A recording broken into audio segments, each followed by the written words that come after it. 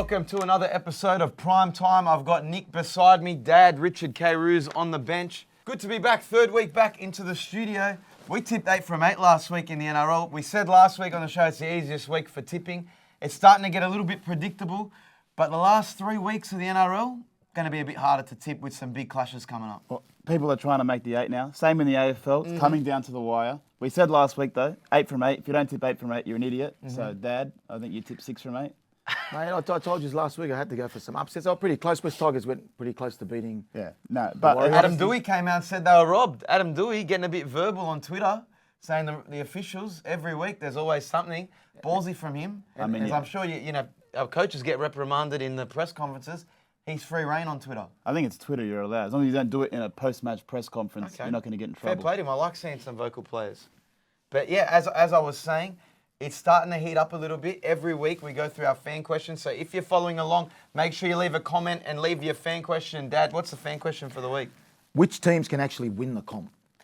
Which teams can virtually win the comp this year, other than the Penrith Panthers, who are the favourites to three-peat? And like we've been saying all year, they look like a team that's head and shoulders above everyone else. They've been the most consistent, even with the likes of Api Koroisau gone. You know, Kikau gone. They've just managed to continually be the best team in the comp, in attack and defence. I can't see many teams actually competing with them in the finals. The only one I've been able to see is probably Brisbane heading into the finals. They just look a little bit sharper than the likes of Cronulla or the Cowboys or the people on the borderline for, especially Melbourne as well. I think every year there's only 2 or 3 teams that realistically can win the comp. And this year, it's the Panthers, it's the Broncos, and maybe Melbourne if they get Pappenhausen back to what he was before. But that's a big stretch. So really, it's a 2-team comp, Panthers and Brisbane. Realistically, at the start of the year, you probably thought the Roosters were going to be that team. They're nowhere to be seen. The Rabbitohs with Latrell coming off how he played last year. He's come back from his injury, not the same. Even teams like Canberra who have just gone under the radar all year, sneaking into the top 4, 5th, 6th, they don't deserve to be where they are, just at the standard of footy that they've been playing. So, again, I don't see many teams competing around finals time with Penrith and Brisbane. So I'm going to say the only team that can win the comp other than Penrith is Brisbane at this point. If they remain sharp and injury-free, if Adam Reynolds is playing, if Reece Walsh is at his best, they're the only 2 teams I can see winning the comp. And it's right. They are the 2 favourites right now. We saw last year in that first half of the NRL Grand Final when Penrith's on and play, they were comprehensive. I mean, they were basically, they put on a lead that was unattainable for Parramatta in the second half. If Penrith play like that, there's nobody in this competition that'll come near them. And that's the thing, they're that kind of team where they're head and shoulders above their competition. I don't want to, piss off Warriors fans by not mentioning them. The Warriors, I'm sorry though, I don't see you realistically winning the comp. No, they need a couple more seasons like this when they're asserting themselves as a good attacking team. This is like the year where it's just turning around for them and they're starting to come good. What about Melbourne? Why can't Melbourne win the comp? I just don't see them. And you saw when they versed Penrith a couple of weeks ago, they're just not as good as what you think Melbourne are. They miss tackles, they're not as clinical in attack. And when you have that combination, you're not going to beat top teams on their day. When they verse teams that are in the lower end of the ladder, they're comprehensive. They put cricket scores on them. But when they come up against the likes of Souths, Penrith, even Brisbane, they just seem to be, not as convincing in attack. And I don't know. They don't have that talent advantage anymore. They don't have better players, and especially with Pappenhausen out, they lack that X factor to break a game open. But other teams like the Sharks and Rabbitohs, I still think if on their day they play their best football and they catch a Penrith on a bad day, they can win. Any given Sunday, if there's a sin bin on the day, you never know what can happen. As much as I think Brisbane and Penrith are a bit further ahead than these other teams, they can still lose. They're beatable. They're very much beatable. I actually think out of the bottom 4 teams, South Sydney could be a smoky. Burgess is coming back from suspension, first week of the finals. They could, if they play their best footy, they put their best foot forward, they could give it a shake. But it's all dependent on Latrell. Yeah. They need him to play well. If he's not playing well, they're not going to play well. We watched every game of round 24. Nick, who was your team of the week in round 24? My team of the week was the Broncos. Eels came into Brisbane. I thought that they'd put up a better showing. Top 8 spot on the line, and Brisbane blew them out of the park. It was, 36-0 at halftime. It made my betting look terrible. I had Parramatta Eels plus 12.5. And you think, okay, Parramatta with a top 8 spot on the line, you'd put up a better fight against the Broncos, who they've had their number in the past. They've put cricket scores on them. But Brisbane, showing why they're a top four team and a premiership contender, they're my team of the week. They look very sharp in attack. Reece Walsh, for me, is the best fullback in the comp at the moment. My team of the week is the Newcastle Knights. We called it last week. They need that momentum going into the finals. They're going after that top 8 spot. Kalen Ponga's playing some career highlight footy at the moment. Jackson Hastings been great for them. As a Bulldogs fan, I turned it off at half time. It was disgusting to watch. Turned it off and went to church. Yeah, and a lot of people have come out and said, particularly on Fox Sports, Braith and Nass have come out, have the Bulldogs gone backwards? I think they have, but that doesn't discount how good the Knights have been going into the finals. And this week's going to be a real test for them against South Sydney. So I hope they make it through. They look like they've got the troops to finally get a semi-finals berth, or a top 8 berth in some time. It's been a while for them. So I think they've been a good team to watch over the last few weeks, and I think they're going to step it up. So Newcastle's my team of the week. Not to rub salt into the wound, but Newcastle against Canterbury across 2 games this year, 108-6 combined scoreline. They've beaten the Bulldogs 108 points to 6 points over I think 2 you games. should probably open up another segment. You've got the best team. You should have the worst team. The worst team's got to be the Bulldogs. They are atrocious. They are... they have gone backwards. They're probably one of the most disappointing teams this year. I mean, you sort of half expected the West Tigers not to be that good this year, but the Bulldogs, with the signings that they had... We had a lot more promise. Yeah, there was a lot more promise. I think it's not just in attack. Defensively, they just give buzz. up. But I wouldn't even cast blame on Cameron Ciraldo just yet. He's had an injury-riddled season. They haven't been a consistent side. Bernard, They just had Thompson come into the team. Missed tackles and discipline goes to the thing is, coach. they had a really good side on paper. They've got no more excuses. You can't say... I'm not going to sack him after They had all their players back. I'll give him 3 years. There's glimpses of hope in there. Let's see how they perform next year. I'd just write the season off now. Why would you even want to keep playing games from now? Like, seriously, your players are just going to get injured. What they should do is just, all the experienced players, you guys take a rest. Let's just start giving some first-grade berth to some people in the top 30 that haven't been there yet and see how they go. Exactly right. They've told most of them to go anyway. So yeah, exactly right. Okay, who was your player of the round? My player of the round was Adam Fanua-Blake, the scariest man in rugby league. Sean Johnson was singing his praises all after the game on the weekend. He had a great game against the Tigers, 262 run meters, and he scored a try. I think as a front rower, very underrated. No one ever mentions his name as a top 5 front rower in the game. He goes under the radar being in New Zealand. When he was at Manly, there was a lot of talk about him being one of the best front rowers in the game.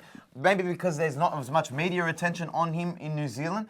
But he is one of the best forwards in the comp. I put him up there with Payne Haas. And it's been all season. He's been making runs, scoring tries, and he actually does a lot of damage to the opposing forward pack. Easily my player of the week. My player of the week, I've been singing his praises all year. The hottest bloke in the comp, Reece Walsh. One try assist, but it's everything he does off the ball. He's that spark for Brisbane. And I don't think there's a player in the comp that is that elusive and just can make something out of nothing. For me, he's been the best fullback in the comp. You saw him in Origin, and people were saying, how was he going in to replace Kalen Ponga? And for me, he was better than Tedesco in Origin, and he's been better than Tedesco all season. He's been the highlight fullback of the comp, better than the likes of Trebojevic, who's been injured. Kalen Ponga all season, again, he's been disrupted through injury. But again, name a better fullback this season. Well, that begs the question. I'd say he's been better than Dylan Edwards. He's their new poster boy for the NRL. Yeah, well, that's where I saw earlier in the week people were starting to talk about the Kangaroos side for later in the year. Yes. James Tedesco or Reece Walsh, who's the Australian number 1? Everyone's been talking about it. Mal Meninga's got a lot to think about. I like how they picked Nathan Cleary and Daly Cherry-Evans. I think they should pick both of them. You can't just miss out on Teddy. He's the captain of the side. He's the most experienced. You don't just drop your captain. It's not like he's playing his worst footy. Teddy is still a consistent, good player for the Roosters. Okay, he may not have turned up during Origin. I still think he's still a solid player. But I think Reece Walsh has been better than him this season. And I wouldn't not pick Reece Walsh. Does that make sense? No, it doesn't. Because if you had to pick one... The question is, if you're picking your best 17, who's your fullback? Right now, it's Reece Walsh. The answer is Reece Walsh. And that's nothing against Tedesco. It's just saying that Reece Walsh has been playing the best football as a fullback. There's no other fullback in the game that's playing better than him. And how could you pick 2? Where would you put Tedesco? Well, they picked Nathan Cleary, they picked Cherry Evans last during the World Cup, and they both they're versatile players. Tedesco's only played fullback. Reece Walsh, as a 14. Reece Walsh could play 14. Yeah, could play 14, but that's what I'm saying. You've got the best player sitting at 14. Why wouldn't you have the best player on the field? What are they picking them for anyway? The Prime Minister's 13 game or something? Who cares? Why is it a big deal? Right, just make the debate who's the best fullback in the comp right now, and it's Reece Walsh.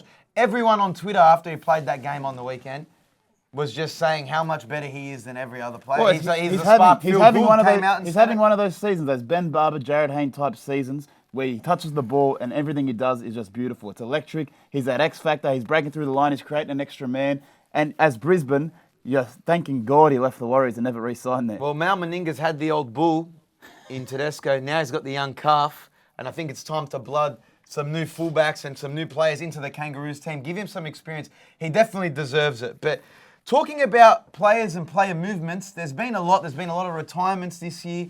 Wade Graham's come out and said he's retiring this season. Jared Croker just recently came out and said he's retiring from the NRL this season. His body can't take it anymore. But there's Mitchell Pearce. Mitchell Pearce, who's playing over in the for the Catalan Dragons in the English Super League. You'd think, he said he no longer wants to play in the Super League. And there was talks about him potentially coming back over to the Roosters or making an NRL return. But now it's being reported that he's not even tossing up an NRL return. He might just be retiring. Well, the report earlier in the week was he doesn't want to play for the Super League. Yeah. That automatically makes you think, okay, he's coming back to the NRL. But then he pulls the reverse card and says, no, I'm actually thinking of retiring, which is a big shame because I think... How old is he? How old is Mitchell? He's 34 years 34, old. 34. And you think, as an actual quality half in the game, there's not many. So Mitchell Pearce should be the top of everyone's shopping list. So if he's thinking of retirement, I think the game's in big trouble because there's actually a big hole for quality halves in the comp. He's the same age as Kieran Foran and DCE. So, I mean, those players aren't retiring. So it'll be sad for rugby league. I mean, I thought maybe he would come back to the NRL and play. You know, obviously maybe come back to the Roosters. There's only one team that makes sense. It's the Roosters. Yeah. It's Uncle Nick getting on the phone, getting him to come back down. Sam Walker's been dropped and in and out of form throughout the season. It just makes sense for him to go back to the Roosters. But if he doesn't want to play and doesn't want the scrutiny that Sydney involves, then I don't blame him if he wants to retire. 34, he's had a great innings. He's won a comp. He's played Origins. He hasn't won a comp. Yes, he did. 2013. No, For the Roosters. Oh, Yep. he did win it. Sorry, he hasn't won it. Yeah, he did, and he won an Origin. Yeah, so very accomplished career then, yeah. Accomplished career. So I don't see, if he wants to call it a day, good on him. But like you said, there's not enough quality sevens in the comp for people like Mitchell Pearce to say, nah, I'm done with the game. Because look, there's a lot of aging number sevens in the game. No, a lot of aging halves. Luke Keary, Cherry Evans, Kieran Foran, Jerome Hughes, Cameron Munster. They're getting up there in age. And the young guys aren't doing it anymore. I think it's a big problem for the NRL, the fact that players of that caliber are having to play longer because there's no good talent coming through. I mean, every sport in the world, quality positions like a quarterback or a halfback, they're playing longer. But look when Souths made that decision on Adam Reynolds. That was They said, stupid. You're getting too old. We want to blood a younger seven. And it was the wrong decision to make because he's playing career best footy at the Broncos when he's not injured. So, again, I think you should make the most of these aging quality halfbacks while you can. So if I'm the Roosters right now, you've got the cap space now. Suwali's gone. You've got all these players off contract. Lodge just left. Bring him back in. You're not going to pay massive overs for him. Well, the thing is, they just re-signed Connor Watson, who would realistically be the 14. So unless you're bringing Pearce back as the halfback, he's not coming back as the 14. Yeah, that seems. But that opens it up for the Bulldogs. We need a halfback. I like Toby Sexton, but I would much rather Mitchell And Pearce. they took the gamble on Josh Reynolds this year to be the 14. Obviously, it didn't pay off as much as they'd like. They didn't get a lot out of him. But why wouldn't you want an experienced Mitchell Pearce at your club? If you're any club right now, whether you're the Dragons, whether you're the Broncos, anyone, I think he'd want to come back to Sydney, though. I guess we'll see where he ends up. But talking about Peter V'landys, we touched on him last week when we were talking about the RLPA saga. He does like the spotlight, okay? He's now, allegedly, they got together in a room and they've come to verbal agreements that, everything will be, the players will have their arrangements met and it's all handshake depending on when the papers and everything gets legally lodged and whatnot. But Peter V'landys, it all came back down to him. He's got aspirations other than the RLPA. He wants to be taking the game overseas. They just confirmed going to Las Vegas. This just came out this week that he wants to take State of Origin overseas. He also wants to have an NRLW Nines tournament. No. So Peter V'landys, his only focus is expansion right now. State of Origin overseas, an 18th NRL team, and an NRLW Magic Round in New Zealand. An NRLW Magic Round. Okay, so hang on. Where would an 18th team be? Perth, obviously. I don't know. I seriously don't know. Why couldn't you have an overseas team as an 18th side, like a team from the UK? The only team is Well, how are they going to fly? Are they going to be based in Australia? How does it work? No, they're based overseas. You fly over, you play. That's a And they- 20-hour A flight. 20-hour flight. Yeah, Every time but they have I- to come into this. I don't look, but the thing is, like, seriously, like, you know, like they keep tossing this up. I mean, the Johns brothers always talking about the Pacific nations, but from a financial standpoint, like that won't work. Papua New Guinea makes sense if you're going to have an international team, but you can't have an international team in the UK. What you could do is take a state of origin to the UK and reward some UK fans. They actually have a base of rugby league supporters. They'd sell out a Wembley Stadium of 80,000 people to watch the best football of all time in state of origin. When he says overseas, I think the only place that could hold an origin game would be the UK. The UK. 100%. I don't even like taking it to Perth or Adelaide. I think that's a waste. I wouldn't see taking it to the UK as a waste. France didn't even want the World Cup. Yeah, the Rugby League well, World Cup. I mean, they How don't many want the times World can you Cup, which is postpone supposed that? to be the pinnacle. Yeah. You know, now Australia's had to take that. I agree. If I'm gonna expand the team, it has to be Perth. If you're gonna keep sending origins over there, and we're gonna have derbies over there, and taking games over there, regular season games, give them a team so it incentivizes teams to go over there and actually have fans out there, more so than Adelaide. Realistically, the Gold Coast Titans, it's a failed venture. Why? Their fan base is non-existent. They don't win games. They barely make the finals. As a club, it's not very good. If I was the NRL, I'd actually reduce the number of teams. I don't know why he's thinking about expansion. We just spoke about the number of quality halves being at a minimal amount. How the hell are you going to expand and put a club? And you've got to talk about junior. some- You have to talk about junior base as well. Do they have the current level of juniors to facilitate all these teams in the comp? Can I say something? I think, like, I mean, I know it's been covered before, but I think reducing the competition to 12 teams, having a second tier comp like they have in England, and just having a relegation, like a Provide some relegation incentive to play well. Yeah, like I'm saying, you know, you'd cut your salary cap. Like, I mean, you wouldn't be spending as much money, but you'd have quality teams in that 12-team competition. Quality of players would just grow. Quality, yeah, you'll have quality teams. You'd have better standard of football. You won't have lopsided scores.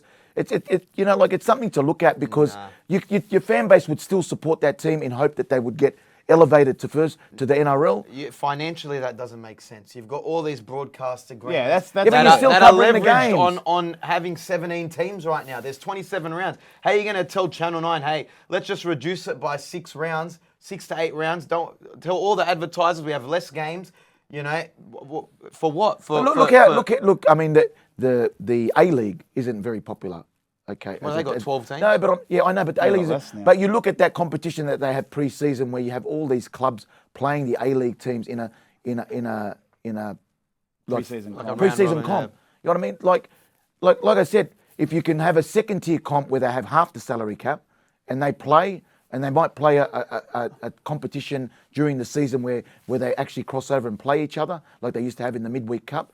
Mate, there's so many possibilities. Like, increasing the number of teams, you're diluting the talent even further. I just think they're trying to keep up with the AFL because AFL's expanding and they just can't. They don't have the same fan base and they don't have the same amount of talent across Australia. AFL know how to expand though, and they've been like, they'll pick a location, Tasmania for example, and it's a 5-year process of getting stadiums built, ensuring they have quality junior bases. We just don't have that. But even then, how many people are legitimately playing rugby league in Perth right now? We can't even. We have a younger cousin that plays under 10s. They got 1 division across 6 comps. In Sydney. In Sydney. So how are you going to facilitate a team in Perth with that level of junior Yeah, they're base? just gonna It's take- unrealistic, and they're going to see the effects of it in 10 years from now. It's not going to be immediate, and it's just going to be for the next CEO to worry about. I don't think V'landys cares about that. He's got money right now. He's going to get international gambling money from Vegas and these trips, and he's just trying to. He's got money, and he's just trying to see what he can do with it. he's maximising. I like Maximise. the idea of giving a state of origin to the UK. An 18th team, I don't think we have the capacity to do it right now in the NRL.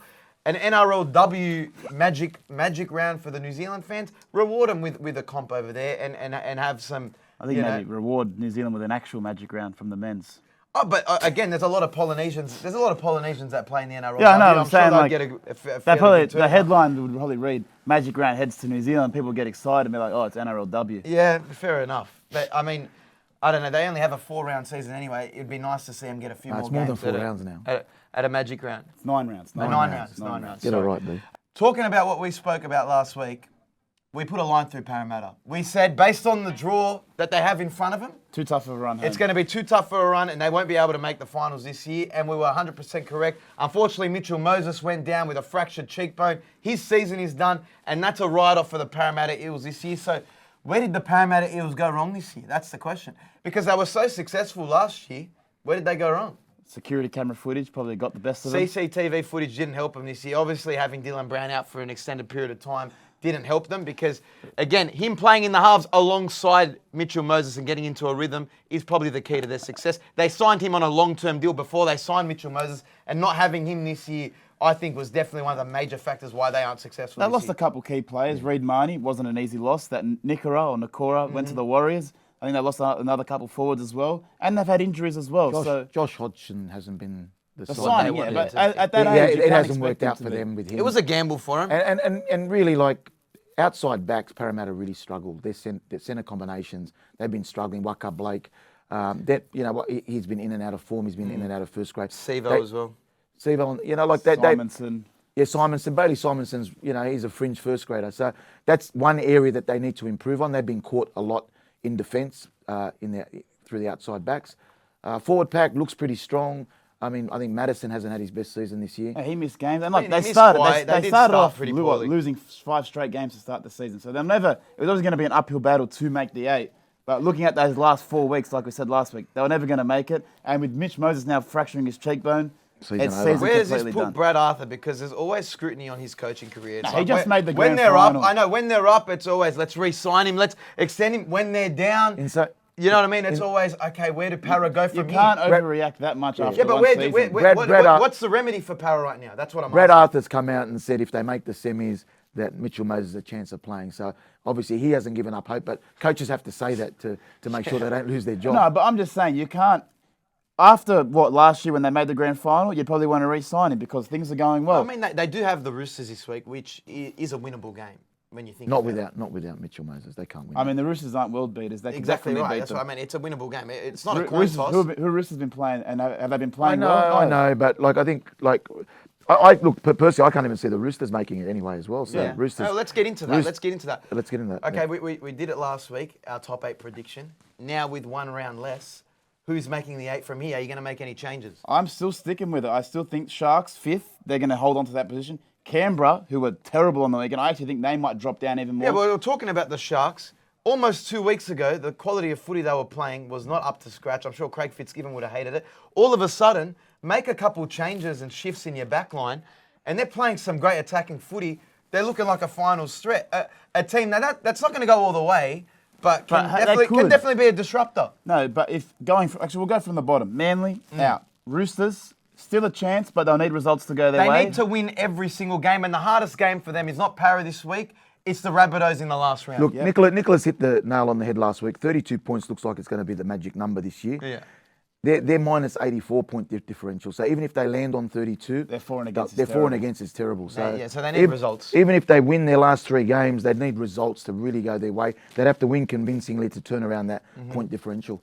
Parramatta, Mitch Moses out, too hard of a draw, gone. Line through them. Cowboys, they have to beat the Sharks this week. If they lose this week, season over. And just based on form over the last couple of weeks, I have to go with the Sharks winning this game. I don't think. Sharks' away form's been terrible, but they got flogged. yeah, but in they New Zealand. got a top 4 spot on the line now. They're playing for a top 4 spot. It means more. It means more to them. 100%. I'm going with the Sharks this week. That means I'm ruling out the Cowboys. That means that. So the top 8 will remain the same. Rabbitohs 8th, Knights 7th, Canberra 6th, Sharks 5th. Will that change at all? Depends on how the Rabbitohs and Knights play when they verse each other this week as well. So they're versing each other this week, so it is a big game for both of them because I think it almost guarantees you a spot in the 8 between the two. But does it matter if one of them loses? Is it just going to be interchangeable with them, 7 and 8? Well, it doesn't. I think more so if Knights lose, they're more likely to drop out of the 8. So I think Knights should be more desperate for the win because Rabbitohs, if they lose this week, they have the bye and then they have the Roosters, which will guarantee them a spot in the 8. They need to win 1 out of their next 3 games. I think going into the finals, you want to be winning games. You don't want to be dropping games that, like, I mean, realistically, South Sydney on paper should beat Newcastle. I know Newcastle's been in form. This is a South Sydney home game, so they should win It's this nice game. at McDonald Jones. Apparently, it's been sold out by Tuesday. It's already been sold out. The teams, the people of Newcastle. Sorry, no, you're right. Yeah, the people of Newcastle. I read it yesterday. Are clamouring for their team to make the 8. They need this. Newcastle needs something. Yeah, no, and if you look at it as well, Canberra, they got pumped by Melbourne, and they're not a guarantee to beat the Bulldogs. So if they lose this week to the Bulldogs, which is a chance, they then have the Broncos and the Sharks. Yeah, they're a risk of dropping out of the 8. So, yes, and their for and against is Deservedly. terrible. Yeah. They don't even deserve to be in there.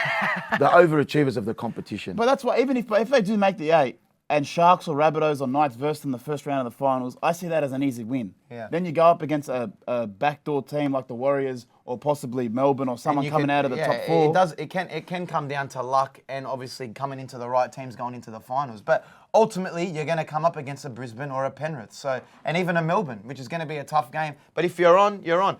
But look, each week, that's our top 8 prediction. We're going to be doing that each week going into the finals.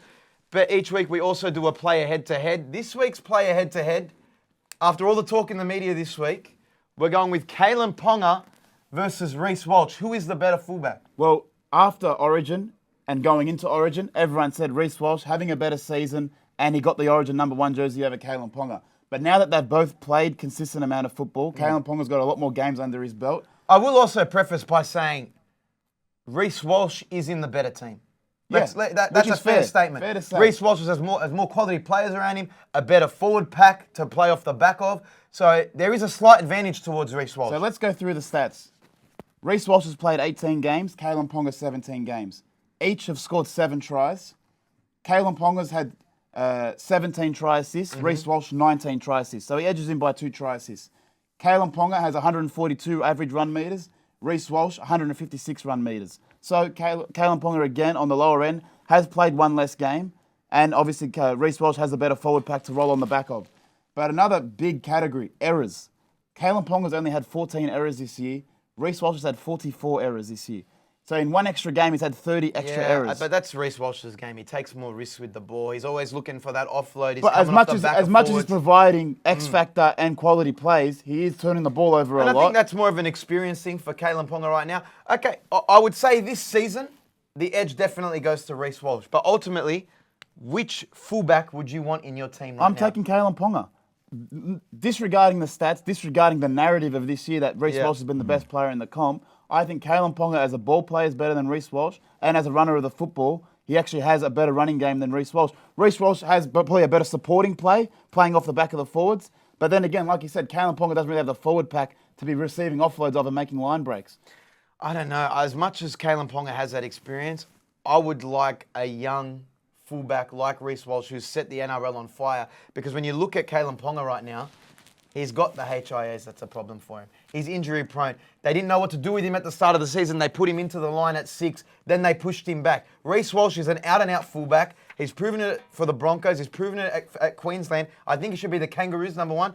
I'm going to go with Reece Walsh. There's not much between them this season. Well, but by the narrative of the media and what pundits have been saying, you'd think Reece Walsh would blow him away in stats and games played.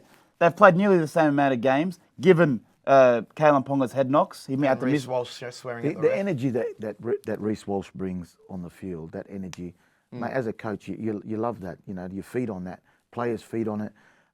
Look, Kalyn Ponga is a great player. Bernard, you've covered it, the concussion history that he has. He's maybe 1 concussion away from possibly retiring. Yeah. You don't know. So what would you risk? So you're saying, as a coach or a general manager, if you had a draft pick and you had to pick a fullback, who are you taking? As a coach right now, 9 times out of 10, you're taking Reece Walsh. There's less risk behind it. There's less liability. Everyone in the comments right now watching this live would say Reece Walsh. I think if I was Craig Bellamy and Melbourne Storm needed a fullback, they're picking Kalyn Ponga because they take the quality player. Okay, I'll put a question to you, Nicholas. So, Tom Trebojevic, probably one of the best players in the competition. Yeah. When he's healthy. When he's healthy, another fullback. If he's thrown in this equation, what do you do? Like Well, how many I'm games saying- has Tommy Turbo played? But that's what I'm saying. Kalyn Ponga's played the games.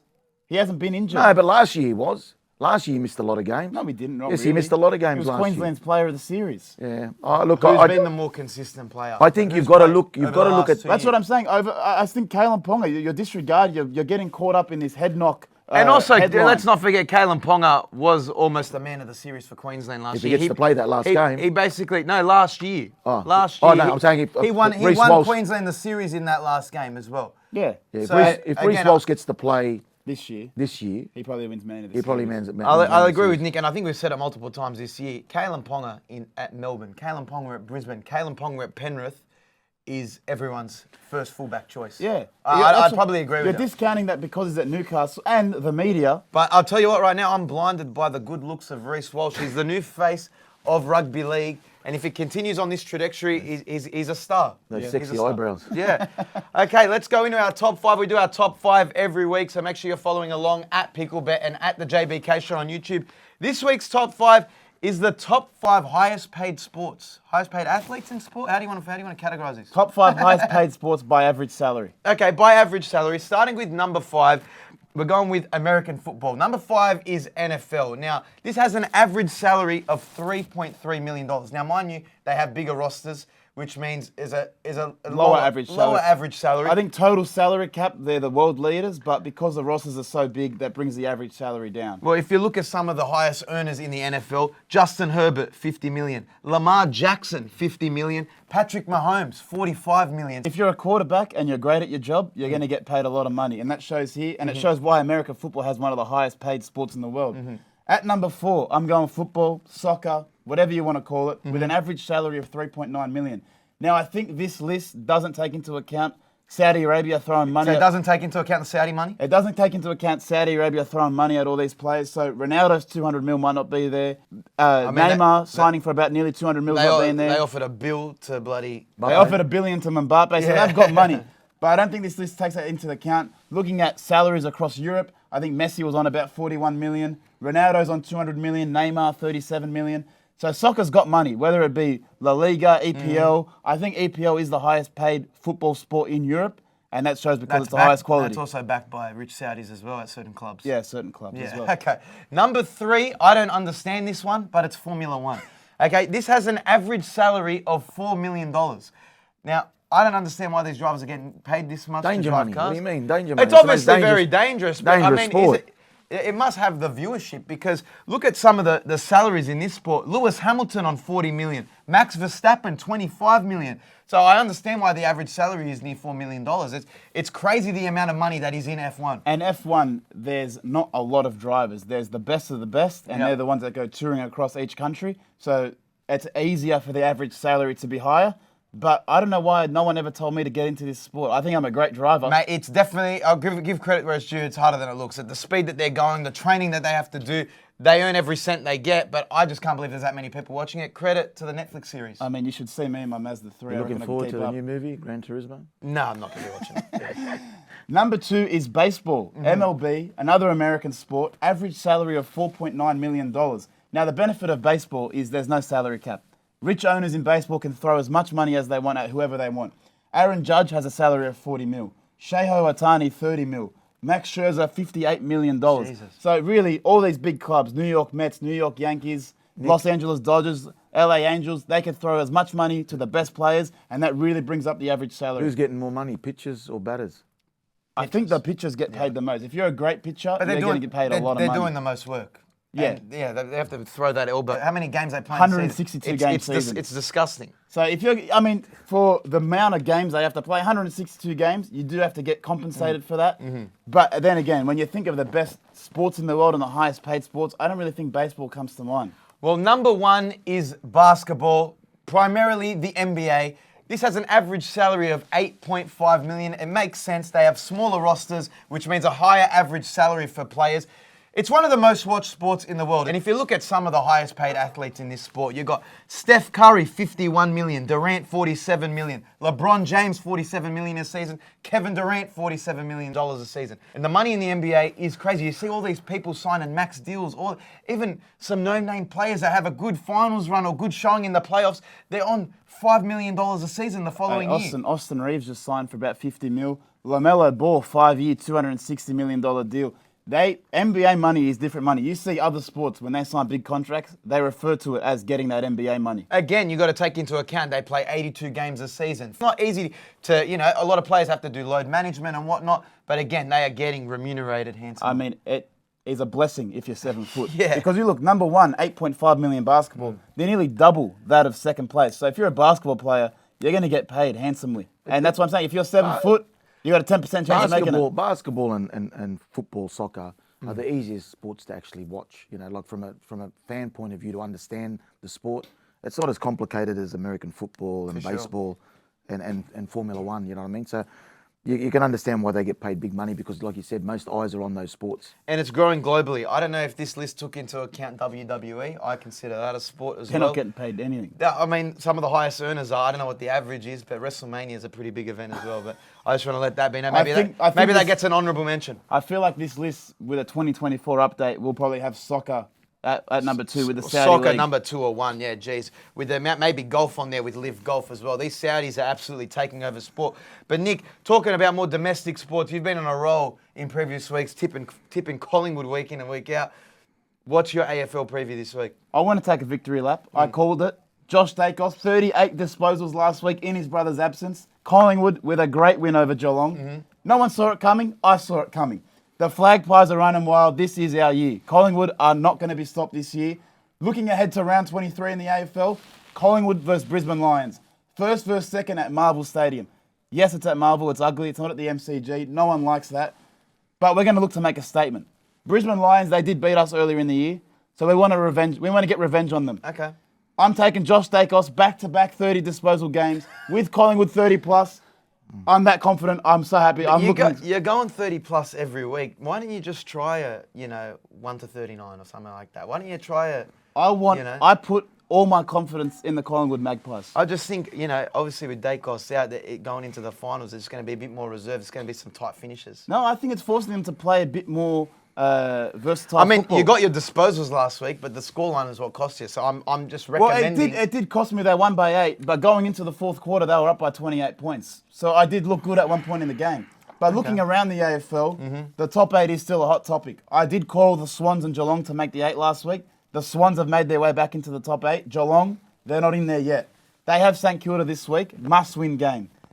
If they're going to make the 8, they're going to need the Western Bulldogs now or St Kilda to drop out. Western Bulldogs got upset by Hawthorn last week in Tasmania, so there's still a chance. Geelong, pressure's on. I need to be proven right, so they need to win this week and then win out next week against Western Bulldogs. I still think now St Kilda's the team that's going to drop out based on their draw, but Western Bulldogs could be a chance to drop out as well. We'll keep a close eye on it. Let's go through our round 25 tips in the NRL. We'll speed through these because obviously the team lists are coming out, but I think we're all relatively the same on this. We almost went through it with who's making the 8, but let's start quickly off with the Cowboys versus the Sharks. I think the Sharks playing for top 4, they're going to win this game. Should be a resounding Sharks. Sharks win here. Well, I'm going against you, saying again, I've got to try and catch up. Look, Cowboys home ground advantage. Look, this isn't a stupid tip from you. They can win this game. Yeah, no, if it's in Townsville, for sure. Townsville. I'm just saying. And you talked about the home field advantage for Newcastle, so. Yeah, okay, what about Warriors Manly in Auckland as well? I think the Manly Sea Eagles have just mailed in their season. They had to win last week. They had to win the week before. They're losing 3 in a row. I like the way the Warriors are playing. They can't defend, but they can score. And the Warriors did it last week at home as well, so I'm going to back the Warriors. Going into the finals again, I think Manly are riding off their season. It's done to Warriors. Season done for Manly, Warriors for me. Okay, Eels Roosters.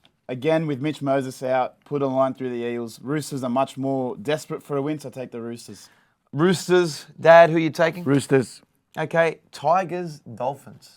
I mean, the Dolphins have dropped off so much, and the Tigers have actually been playing well. They've had a couple close losses, but I can never tip the West Tigers, so I'm taking the Dolphins. See, I'm going against you. This is the tip I'm going against you. I'm taking the Tigers. I think over the last 2-3 weeks, they've almost done enough to win their games. And I mean, Adam Dewey did call out the officiating last week. I think they could have got it done last week against the Warriors. The home field advantage loss probably was costly to them when they agreed to take the game over to New Zealand. So I'm going to take the Tigers to beat the Dolphins this week. They need this win. They need to give the fans something, a little bit of hope going into the next season. Hopefully win out the last few games. Luke Brooks looks sharp. Dane Laurie's looking sharp. I think the West Tigers win this game. Yeah, I'm with you, BK. I think the Tigers will win. They're starting to play a better brand of footy. I mean, obviously, if you want to choose which fan you want to be, a Dogs fan or a Tigers fan, you choose to be a Tigers fan at the moment. Yeah, I think so. It's a shame that they're going to get last because I think the Bulldogs deserve it. Titans or Penrith? Again, the Titans can score, but they can't defend to save their lives. So Penrith Panthers, with the form of football that they're in, I'll take the Panthers. I don't think I could tip against the Penrith Panthers for the remainder of the season. I think, honestly, they win every game going into the Grand Final from here. I mean, unless they were versing a desperate team trying to make the top 8, Titans, they've got shit to play for. Titans or Penrith? I'm going to Panthers. Can't go against the Panthers. Okay. Dragons or Melbourne? Another team that their season's over. Yep. Melbourne, with a top 4 spot still on the line, they want to solidify their spot in the 4. They need that double chance. I think they've got Pappenhausen coming back next week, so they need as much cushion and games that he can play under his belt. Take Melbourne. I'd honestly bring him back for this game. He played 80 minutes last week. You're playing against a lackluster Dragons Even if team. you play him 20 minutes off the Exactly, bench. give him 20 minutes. Give him that taste of first grade again. Maybe that's an option that Craig Bellamy will look at. Maybe he'll include him in the extended. Well, they said- Probably 18th, 19th man. Bring Yeah. him in late, probably. They said Titans next week is the game that he'll play. I mean, that's just a good game to bring him in as well. But I guess we'll see. But I think that's a resounding Melbourne from everyone. Melbourne Storm to beat Melbourne the Dragons. Storm. Knights or the Rabbitohs, which I think is the game of the round. Definitely game of the round. Whoever wins this game solidifies a spot in the 8. I think Newcastle, the momentum's got to stop. They've got to stop winning games. The Rabbitohs have to find form as well.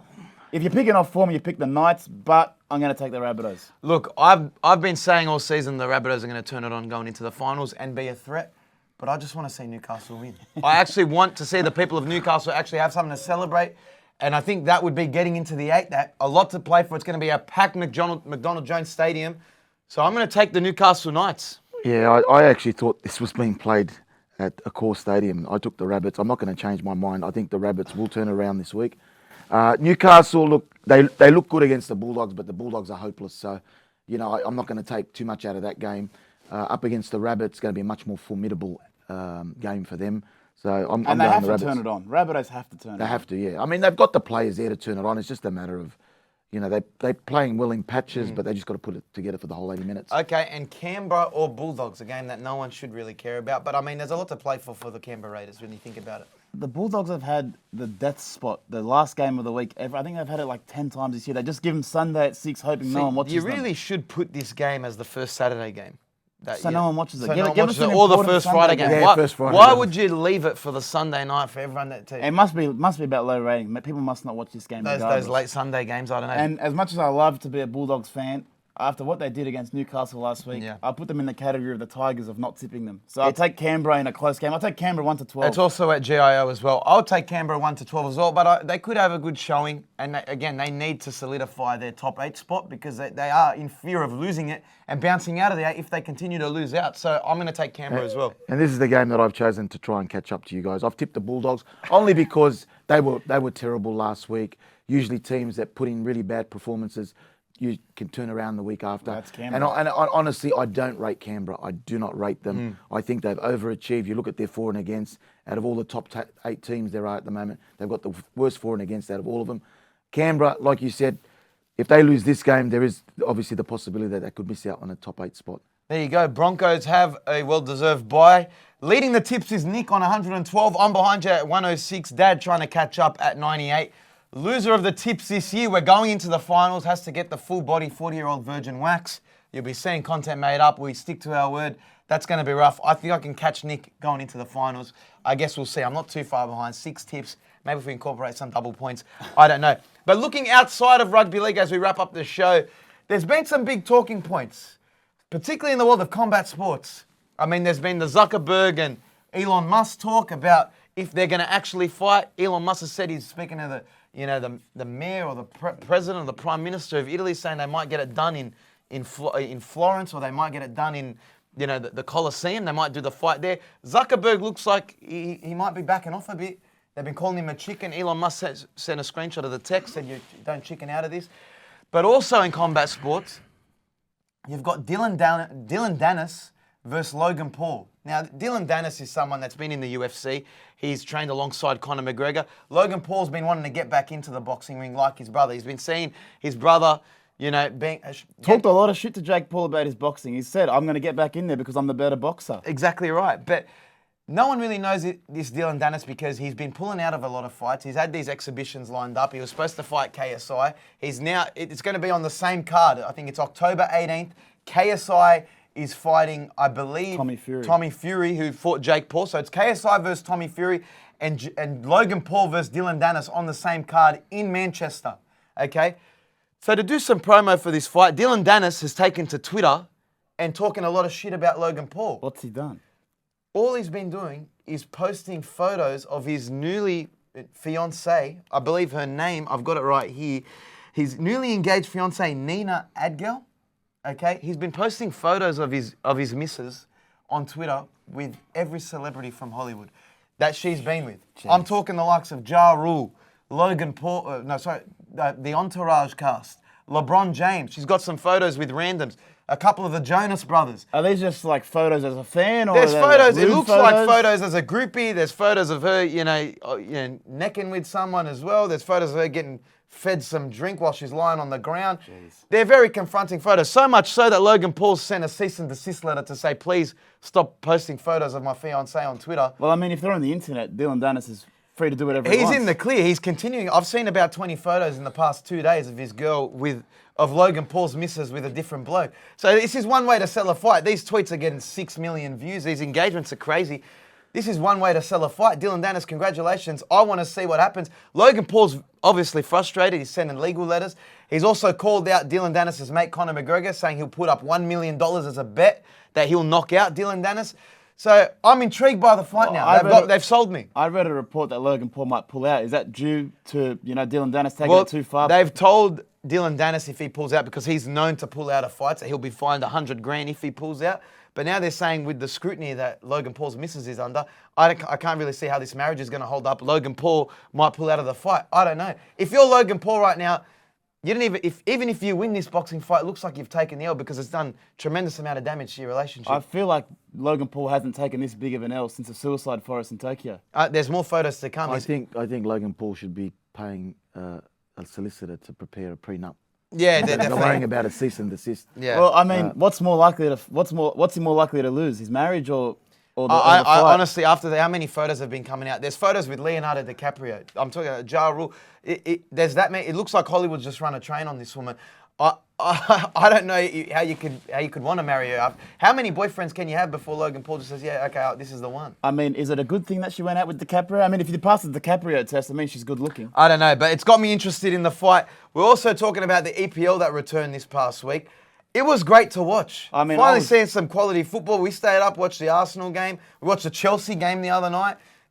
It's back. I love it. You stay up all night watching the rugby league, then you have a bit of a breather, then you stay up and watch the EPL. Yeah. Arsenal, great first half, shit second half, but they did win 2-1. Chelsea and Liverpool, mid-game, very mediocre, 1-1 draw. But more so, the transfer news, the battle between Chelsea and Liverpool is what's making headlines. Caicedo, definitely threw a lot of people off because originally he was going to go to Liverpool, and then all of a sudden Chelsea throw millions of dollars at him. agrees to a $110 million deal with Liverpool. Then says, fuck you guys, I'm going to Chelsea. Now Marcus Lavia, he says he's done the same thing. So Liverpool and Chelsea, they're going at it. You love to see the football back. Who are we going to support? Look, we'll reveal that in the coming weeks. We've got an announcement set, but I mean, after we did all our stadium tours while we're over in the UK, we finally set our team. We've obviously been big FIFA fans. We just support the APL, but we have settled on a team. We've toured and we're going to make our decision And soon. our announcement is to come. But talking about football, Neymar just signed to the Saudi League. They look like they're just going to throw money at everyone. I actually want to just start playing football because even apparently in the 4th division, they'll give you a couple $100,000. Neymar signing with Al Hilal is a travesty for European football because he's someone that still has so many good years left to play. And that's becoming a trend now. All these top flight players in Europe who are hitting their 30s, they're getting a bit up there in their age, but they've still got 2 to 3 good years left of European football. I still think Ronaldo and Messi should be playing in Europe. So for someone like Neymar, Sadio Mane, Benzema, Kante, all going to Saudi Arabia, it's a damaging and really worrying trend for European football. And if you're objectively looking at it, Saudi Arabian Football League will probably become a top 3 league in the next 5 years. Why would you even want to go to the MLS or the A-League when you can go to the Saudi League and earn 10 times the amount of money? Well, not even that. Why would you want to go to La Liga? Why would you want to go to Serie A football when you can go to the EPL or you can go to Saudi? Serie A. That's how the Italians say it. That's how the Italians say it. Can I say so? I mean, obviously, Live Golf caused some havoc with the PGA, and then they ended up coming to an agreement. Do you think European soccer will come to some sort of agreement with? Well, I don't think they Saudis? need to come to an agreement. Maybe an agreement to let them play Champions League once their teams become that good. But there's no real merger because Maybe they're if already there's an existing some league. certain loan options or something like that where they're able to loan.